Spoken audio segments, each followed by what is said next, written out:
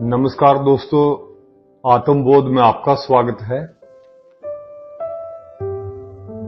आज का टॉपिक है विरह। प्रेम परमेश्वर प्राप्ति का एक साधन है। ज्यों-ज्यों प्रेमी का प्रेम परिपक्व होता जाता है, वह प्रीतम के अधिक से अधिक समीप होना चाहता है तथा प्रीतम के पल भर के वियोग को भी सहन नहीं कर सकता। विरह प्रफुल्लित हो रहे प्रेम की अनूठी अवस्था है, जिसमें प्रेमी प्रेम रस का रसिया बन रहा होता है। उससे रस का यह स्रोत दूर हटा लेना मछली से सागर, पपीहे से बूंद, चकवी से सूर्य, चकोर से चांद छीन लेने के समान है।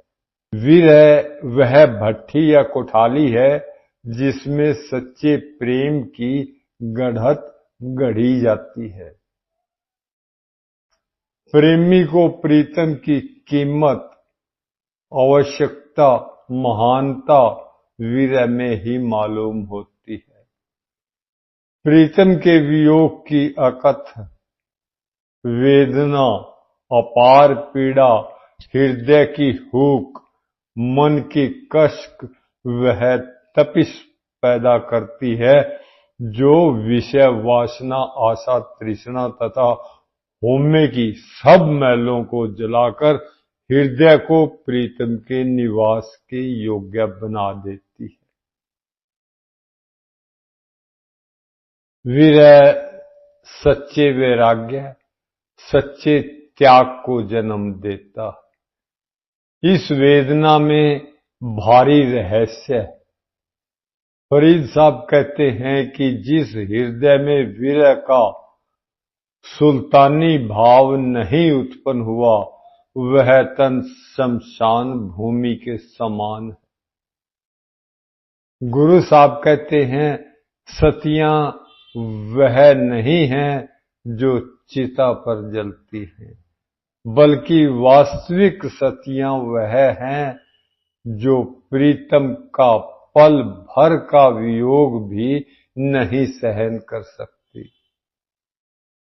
वह वीरा की पीड़ा मात्र से ही प्राण त्याग देती है।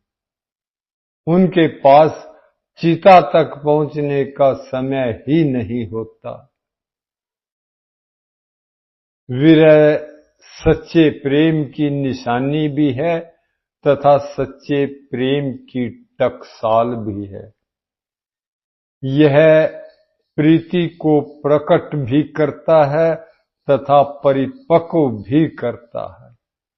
यह प्रीतम की खींच को इस प्रकार बढ़ा देता है कि प्रीतम ही प्राणों का आधार बन जाता है तथा प्रेमी को स्वयं की कोई सुध बुध नहीं रहती।